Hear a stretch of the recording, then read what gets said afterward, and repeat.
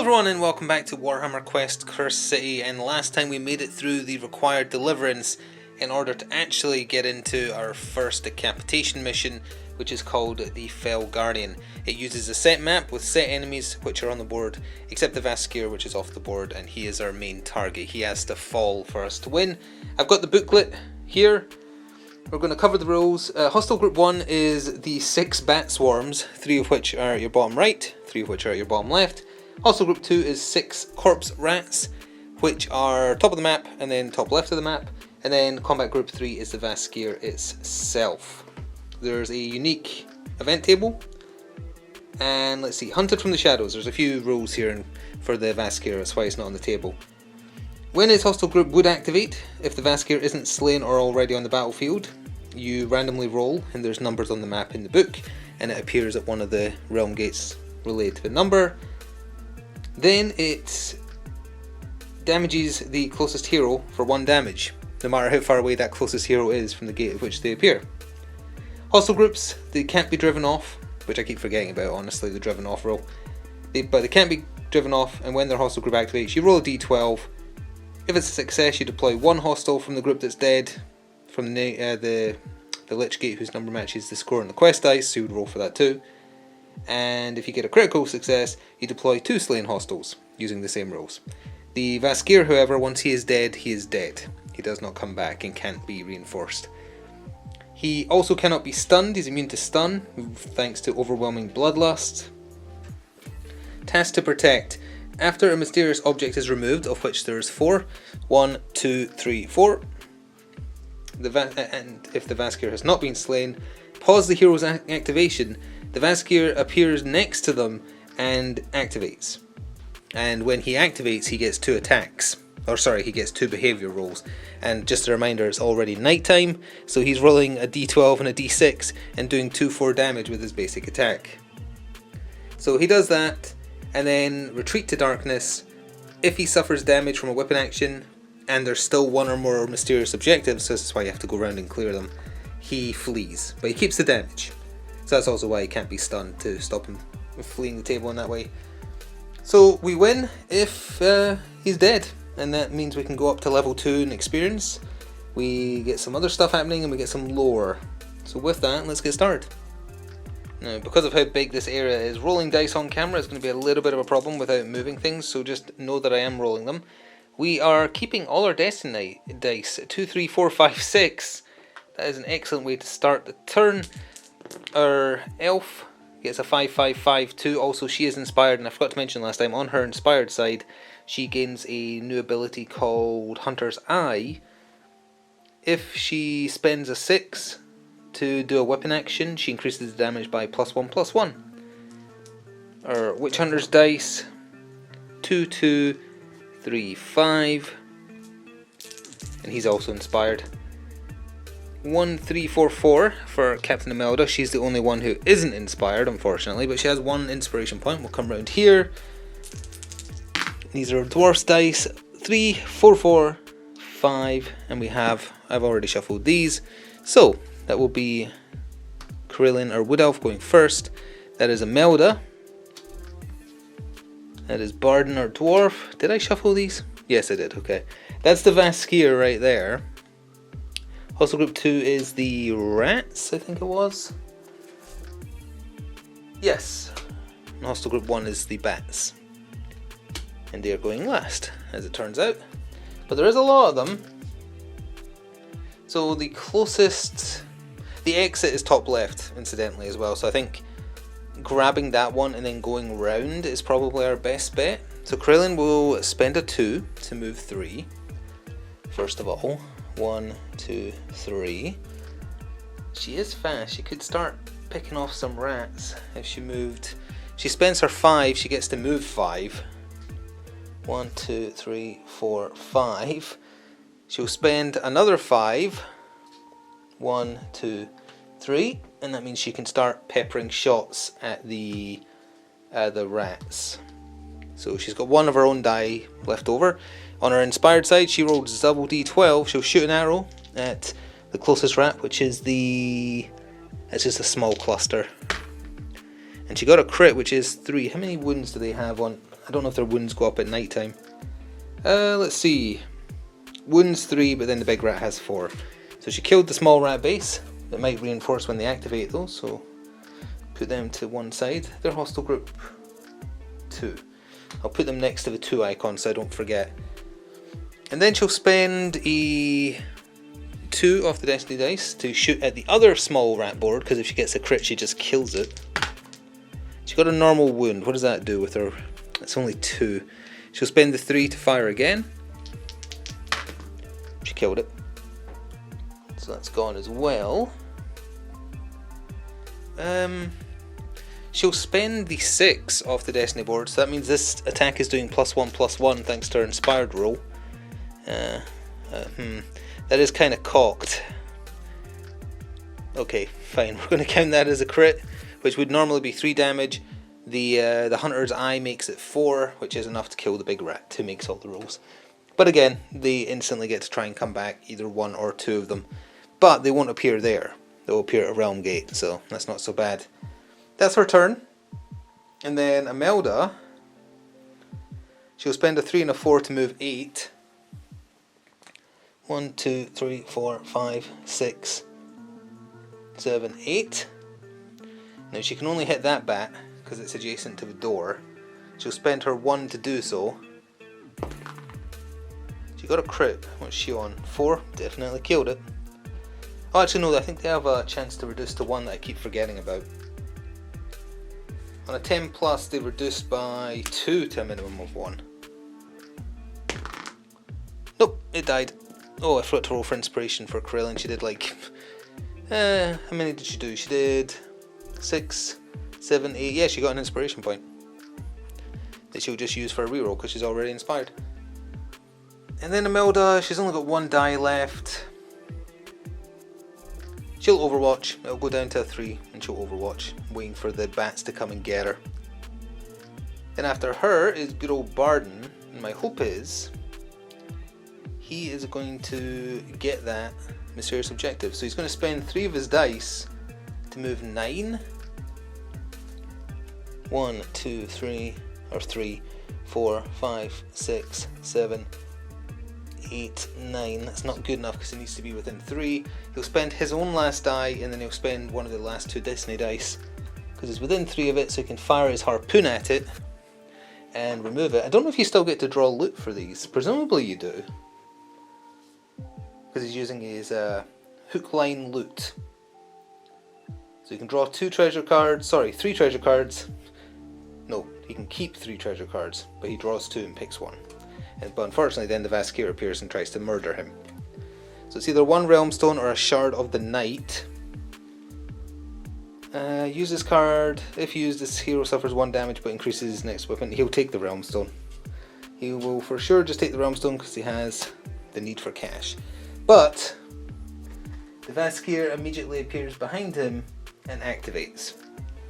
Or beside him, as the case may be, because he got rid of a... Oh, he is a large lad. So during his activation, as per this, he rolls twice.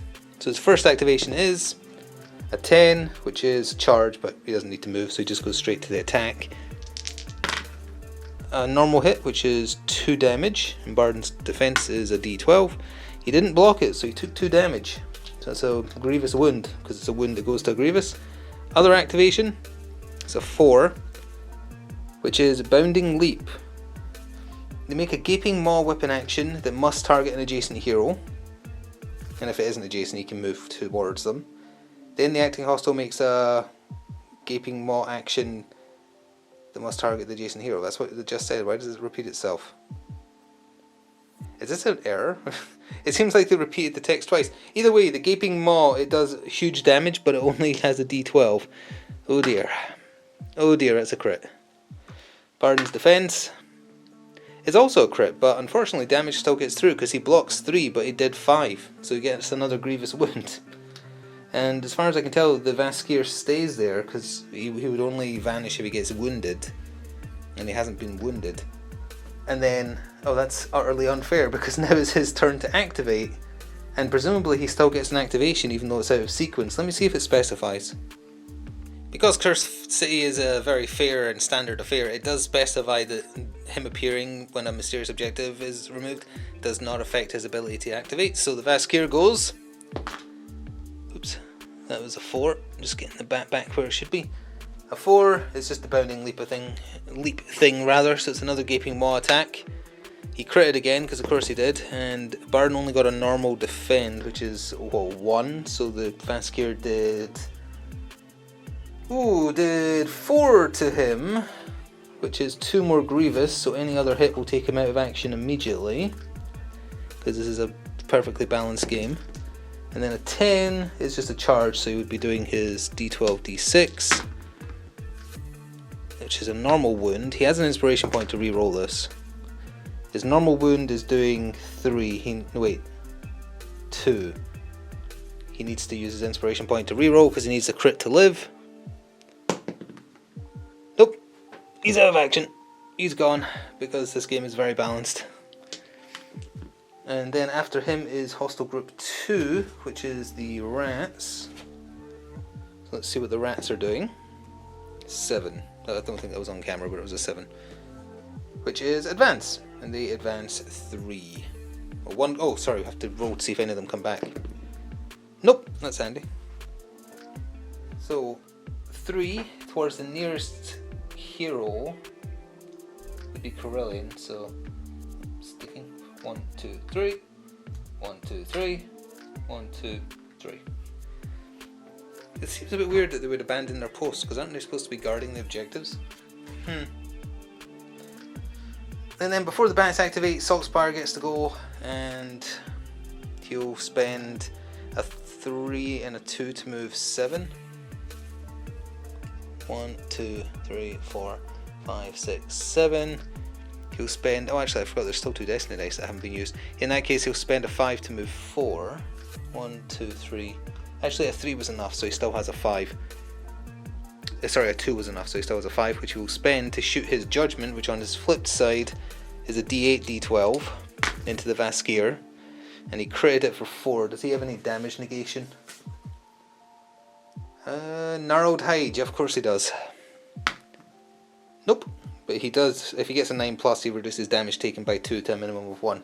But that got fully through, so the Vaskir took 4 damage and then faded into the shadows. I guess I'll keep a running tally of his wounds, like on camera, like here. So he's taken 4 wounds, but then he fades into darkness.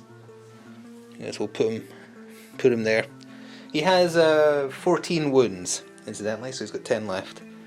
And he's killed one of my party, well, potentially killed forever one of my party. Taken out of action for sure. And then after that, none of the other group can go, so Saltspire will spend the last 2 Destiny Dice to move 8 and come down to help Imelda. 1, 2, 5, 6, 7. They must move as 1. And then finally the bats go to end the turn. 2 for the bat swarms. Oh, one of them is dead. Does it come back? Nope. 2 for the bat swarms is simply a charge. So there and there. So they'll both do an attack. And then the other ones move 5. 1, 2, 3, 4, 5. 1, 2, 3, 4, 5. And 1, 2, 3, 4, 5. So we'll have the big bat attack Imelda. It's double d6 on their wounded side. Nothing. And then the other one will attack Saltspire. Got a crit, because of course he did. Oh, speaking of which, I didn't do his extra stake into the Vaskir. The Vaskir actually has 1 more damage on him. Forgot about that. But anyway, Saltspire's defense is a d8. Normal block, and their crits are 2, so he took 1 damage. Which means he's got a normal wound on his person. Now there is a chance the dwarf can come back depending on which end of event we get here. So let's see, I guess. An 8, probably not good enough. An 8 in here is... You know, it was so close. If it was a 9, I would have had a chance to bring the dwarf back. Instead, it's Terrifying Howls. If the Vaskir has not been slain... Well, has been slain, sorry, nothing happens. Otherwise, if there's any heroes adjacent to him, nope. Those heroes lose inspiration points. If there's no heroes adjacent, and he's not on the battlefield, the leader must pick the hero loses 1 inspiration point. If they don't have an inspiration point to lose, they suffer 1 damage instead. Thankfully, Imelda has 1 inspiration point, so she'll just randomly lose inspiration. Alright, start of a new round, already a man down after 1 turn, because what can you do against 5 damage coming in at you 4 times with barely any chance to defend yourself? We actually keep all the Destiny dice again with a 1, 2, 4, 5, 6, which is pretty hilarious. Brilliance dice, 3, 4, 4, 5. 3 dice for Saltspire, so 1, 5, 6. 3 dice. Oh, I totally forgot Imelda had Overwatch. Well, too late now. Wow. 2, 5, 5, 6. They're mad that the dwarf is dead. And then we'll come around this side for inspiration. Not inspiration, sorry, for order. So that is Imelda going first. That is Saltspire going second. That is Hostile Group 2, which is the rats. Bats. Carillion, and then the Vaskier is going last. Unless we get to another objective, of course, in which case it will magically appear. And we're right next to one, so... Imelda will activate then, she goes first, she'll spend her 6 and immediately do a death blow to hit both of the bats. Little bat? Nope. Big bat? Yes, but is that enough to kill the big bat? That's 4 damage. Yes, the big bat has 3, the normal one has 2. So they're gone.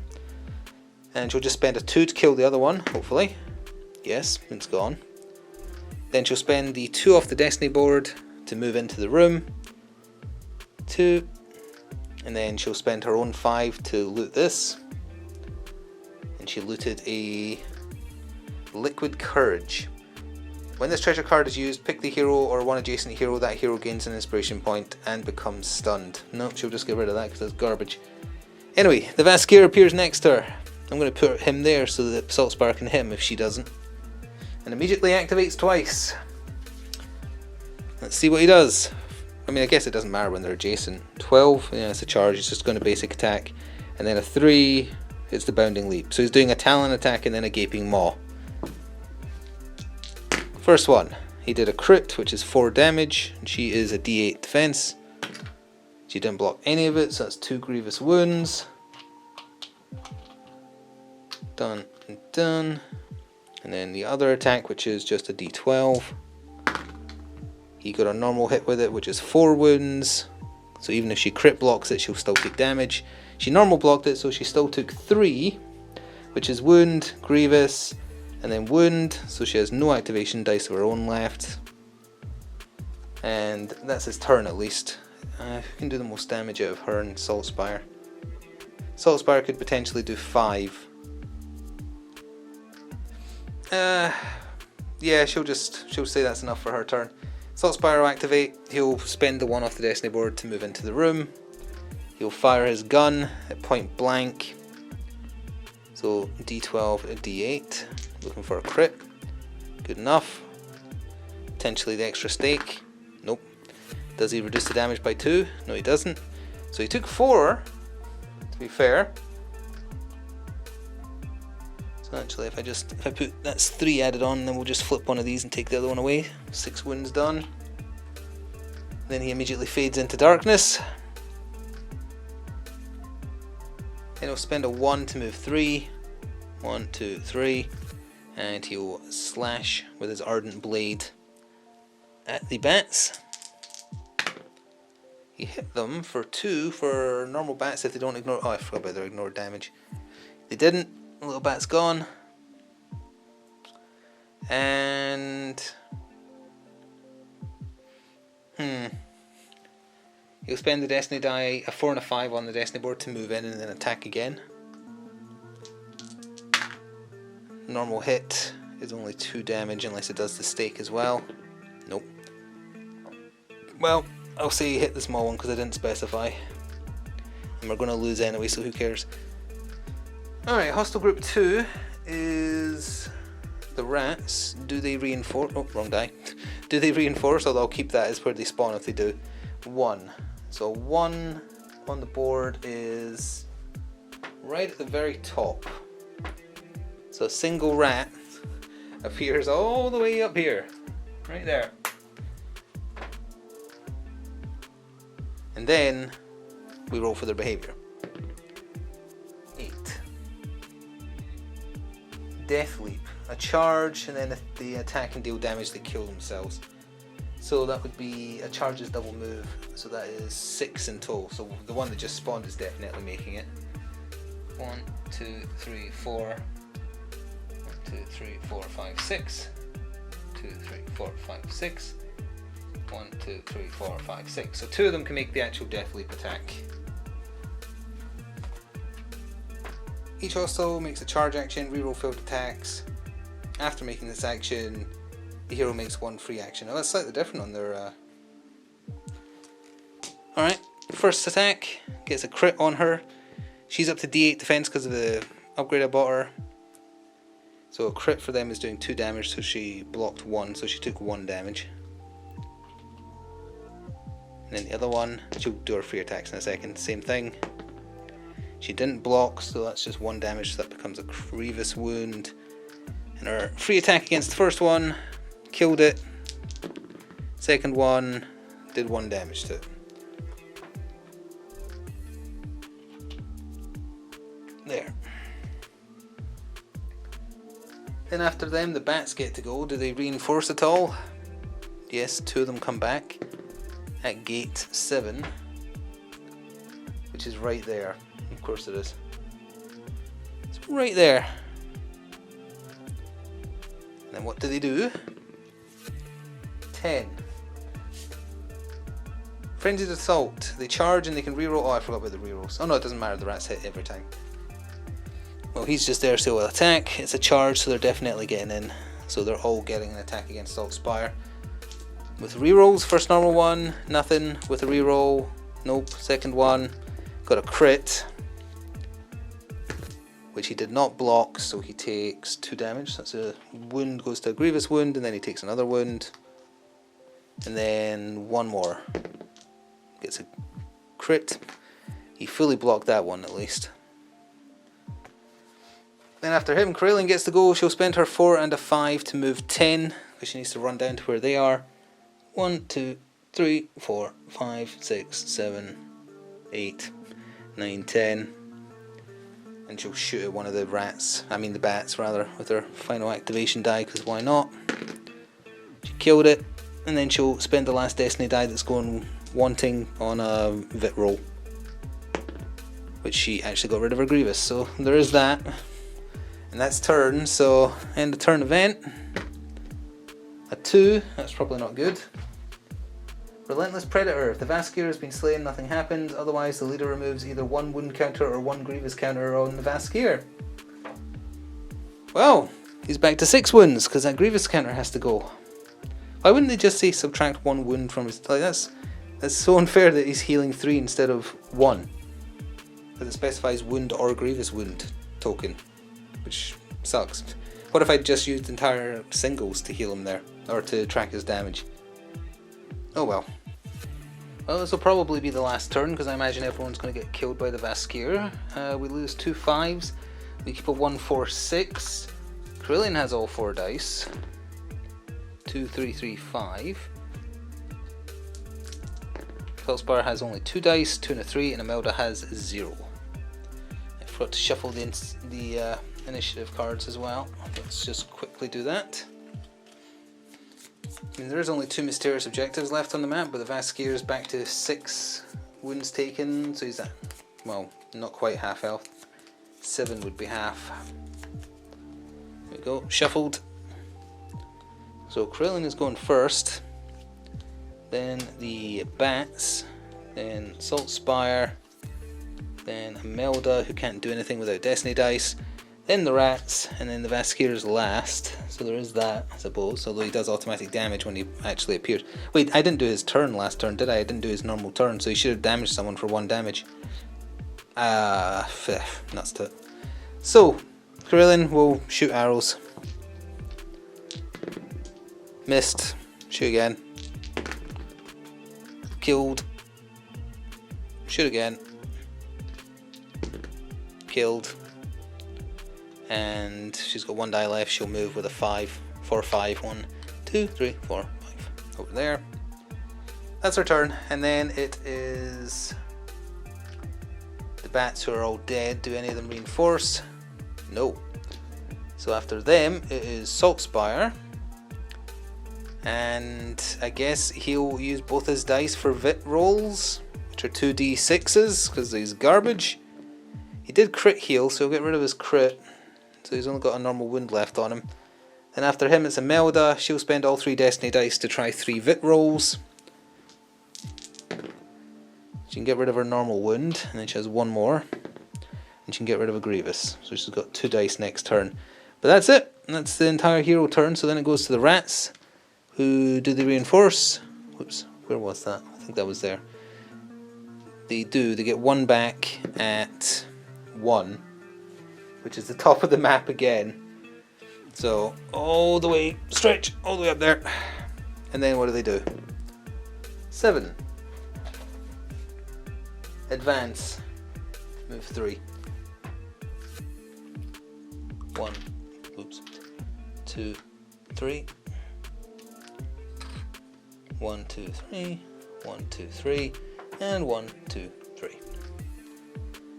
The Vaskir, where does he appear? 5. Guess what? He just appeared right there, and then he does 1 damage to nearest hero. So Imelda has taken 1 damage, and that is end. Oh no, that's not end of turn. Does he get to activate? When he activates, it's not slain. He appears at a Lich Gate rolled by the quest die, and the nearest hero suffers 1 damage. It doesn't say whether or not he then gets to activate. Presumably he does, right? Because this game isn't like balanced at all. So he appears, he does 1 damage to the nearest person, then probably gets to activate. It doesn't specify, so I'm not sure, but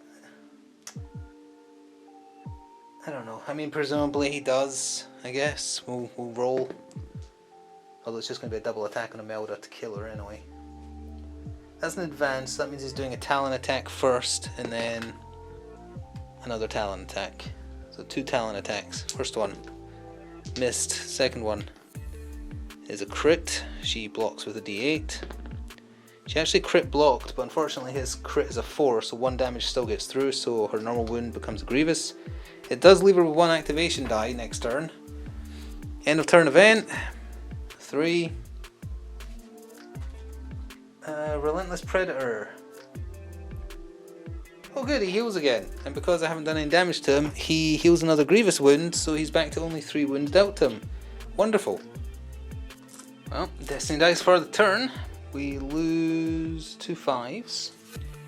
Oh, that was a 5, but I knocked it. We keep a 1, 2, 2, 3, 6. 4 dice for Corellian, 2 1s, a 5 and a 6. 3 dice for Saltspire, 2, 3, 5.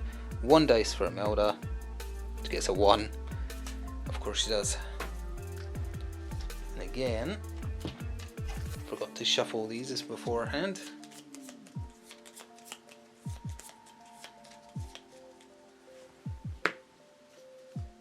Hostile Group 2. Imelda. Corellian. What if he's already on the board? Oh, I think he just teleports to the mysterious objective. And Saltspire going last. Hostile Group 2 is the rats. You know, I'm not going to bother reinforcing any of these enemies to try and make it even slightly possible for me to win. So if they die, they die. Nuts to it. This has been very, very bad. Deathly charge, so they move 6. 1, 2, 3, 4, 5, 6. So he gets an attack on her. 1, 2, 3, 1, 2, 3. 1, 2, 3, 1, 2, 3. Or there. 1, 2, 3, 1, 2, 3. Now I know why everybody makes house rules for this, because it's clearly not been designed well. Rerollable attack. Crits her. She does not defend, so she loses the 1 activation die she had and takes 2 damage. That's a Grievous. Any more hits and she's dead as well. So they've gone, and then it's her turn and she has no dice. I guess she'll spend the 6 off the board to do a death blow so that she can hit the rat and the Vaskir. On the rat first. Nope, on the Vaskir. Yes, unless he ignores it. He doesn't, so he took 2 damage. and then vanishes over there. I don't know. She'll spend the 2 and hit the rat again. She'll spend the 3 and hit the rat again. Killed it, but now has nothing to heal with. After her is Carillion. She'll move for a 1 and then search the objective for a 5 to get rid of it. Which we're going to need to move this way a little bit to see. There we go. She did that. And she found a potion of coagulated vitality. Well, she's going to need this in a second. Oh no, but she's already holding something. She's holding the skeleton key. She'll dump the skeleton key. So she's going to need to use this heal immediately, because the Vaskir just appeared and is going to eat her. He's doing a 5 and a 7. So that's a Gaping Maw and a Talon. Gaping Maw. Nope. And then a Talon. Yeah. Hit. And she is D8 thanks to the upgrade. Nope. So she takes 2 damage. She's immediately going to use the coagulated vitality to try and avoid that. No, of course not. So she's got 1 Grievous. Now she still has dice left. So she'll spend her 6, which means her attack is doing +1/+1. And she'll hit the Vaskir. And that's a crit. So her crit with her sword is only a 2, but that brings it up to a 3, which he then reduces back down to a 1. Which does that. And then he vanishes, because he got hit. She has 1 die left. Wait, no, did she just spend that? I don't remember if she had that 1 die left or not. She'll do a Vit roll. She got it down to a normal wound, but did not get rid of it. And then it would be the bats, but I'm not going to bother bringing those back, so we'll just get rid of that card. And then it's the Vaskir, though, who appears at gate number 10, which is up in the top left where the last object is. Closest target is Carillion, so he does 1 automatic damage to her, and then presumably again gets to activate. So he's going to do a 4, and then he's going to do a 9. Bounding Leap. If they're not adjacent, remove it from the battlefield and place it adjacent. That's why it has the repeated text. Guess who's back? Okay, Gaping Maw attack. Crits her. Brings it down by 1 to a... He did 4 damage. So that's 2 more Grievous wounds. Then the 9 would be a advance. That's just his normal attack, which he critted. She crit defended, so he only did 1 damage. But now she has no activation dice either, because she's got 3 Grievous and 1 normal wound. And then Salt Spire activates. He'll spend 2 to walk next to him and then shoot his gun in his face. Over here, which is D12, D8. He critted. Does he do the extra stake damage? No, he doesn't. Does he bring the damage down by 2? No, he doesn't. So he took 4.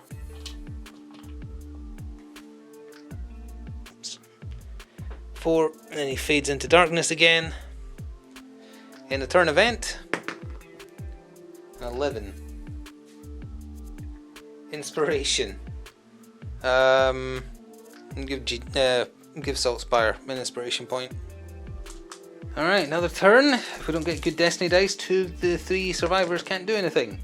And just like that, we get no Destiny dice. 3 5s and 2 1s. I can't believe that just happened. So Carillion and Imelda literally can't do anything because they have no dice of their own because they're too wounded. So there's a 1-3-3 for the only person who's going to be doing anything this turn. So that's nice. Hopefully the Vaskir will go eat one of the 2 that aren't doing anything. We shall see.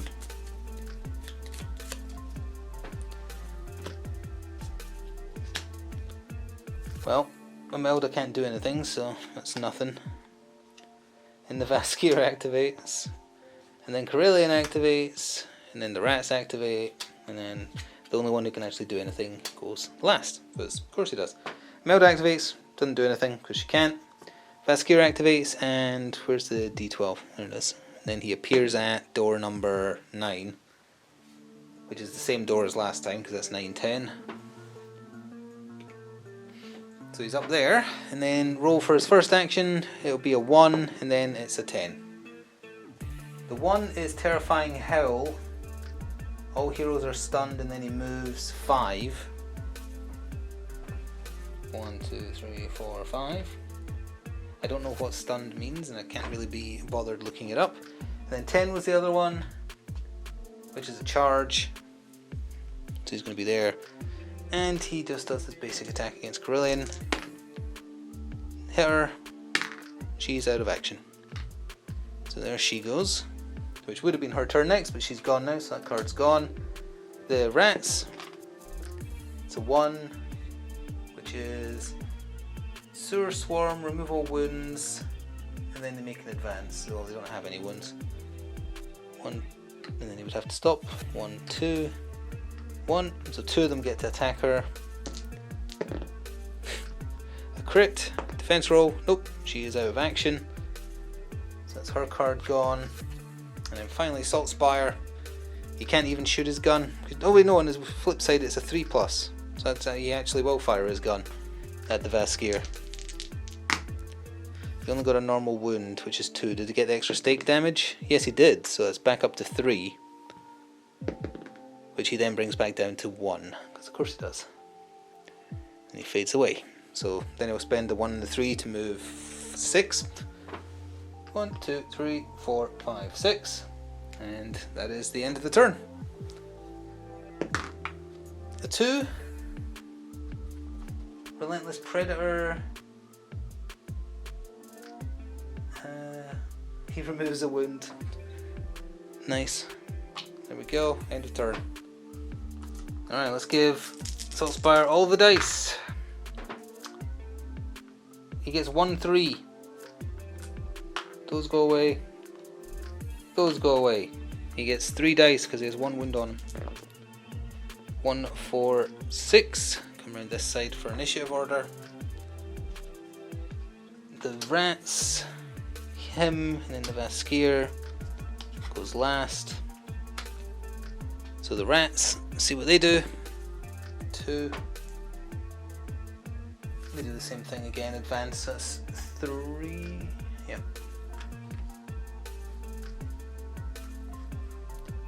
Done. Then for his turn, he'll walk and then remove the final thing. 1, 2, 3. Removes that. And I'm sure the top decking that he's going to do from the draw here is going to be something he desperately needs. Oh, pushing up Coagulated Vitality, you know, that might actually be okay.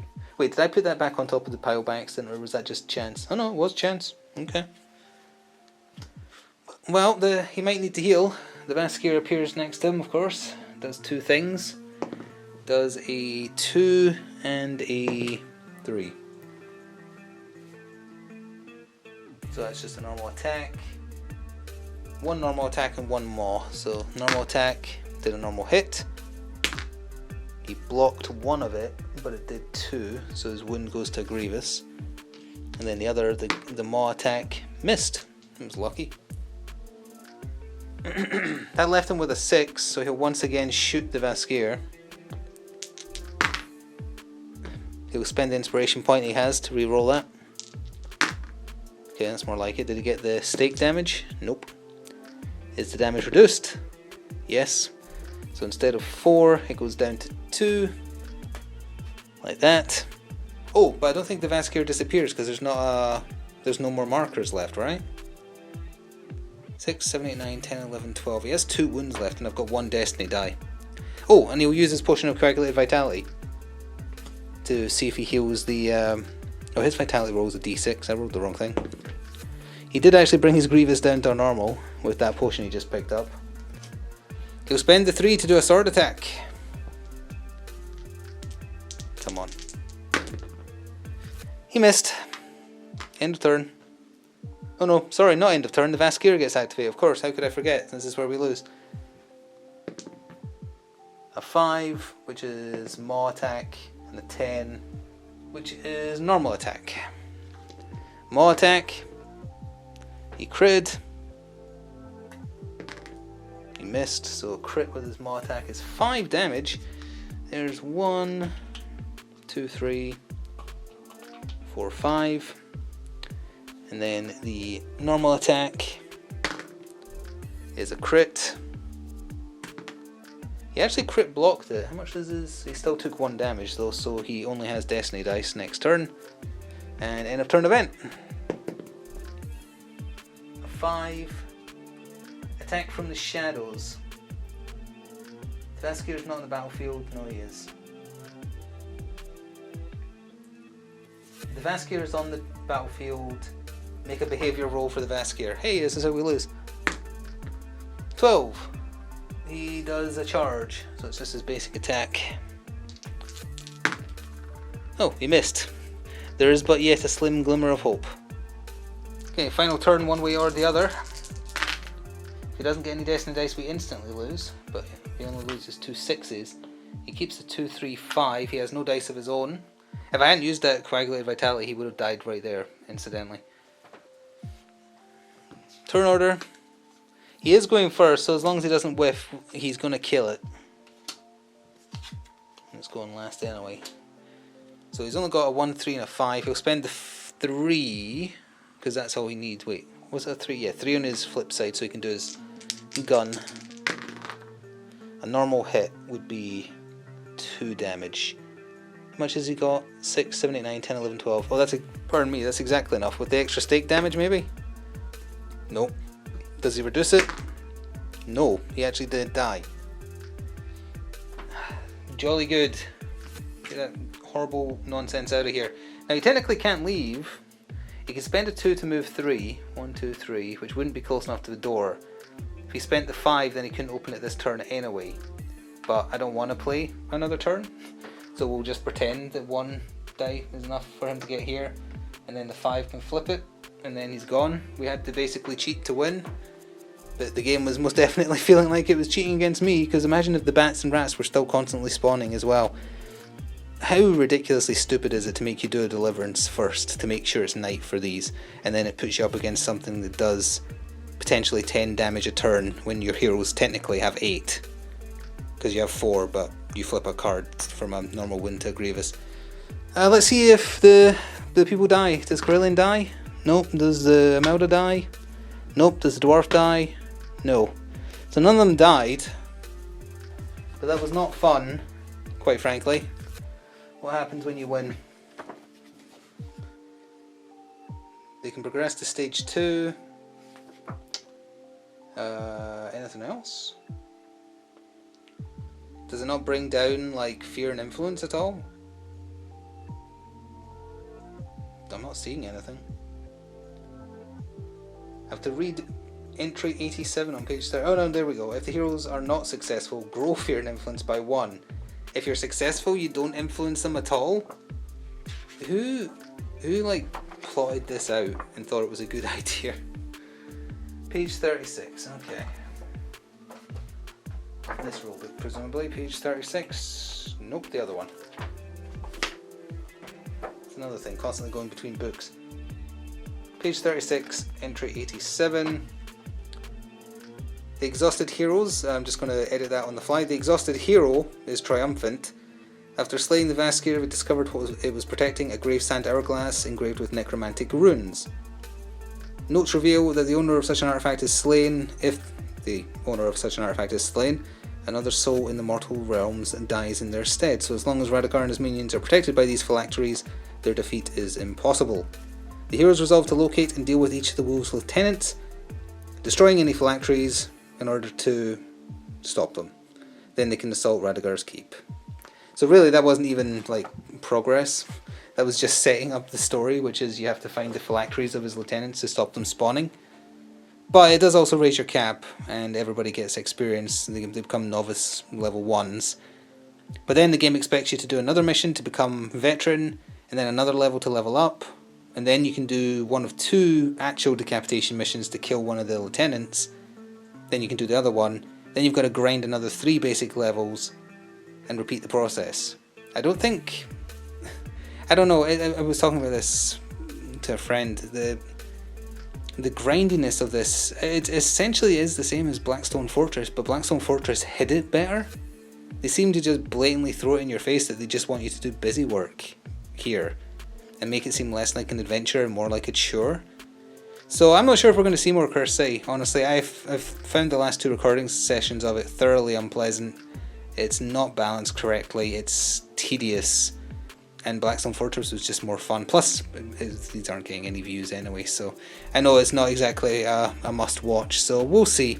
I don't have anything immediately to fill the space, so don't count it out forever, but if something else comes along, this would definitely be first on the chopping block. Anyway, we're counting, despite slightly cheating, that the first decapitation is done, because I had known I definitely would have stopped here if I had to do it again, because that's not fun. Thank you for watching. See you next time for something else. Ta for now.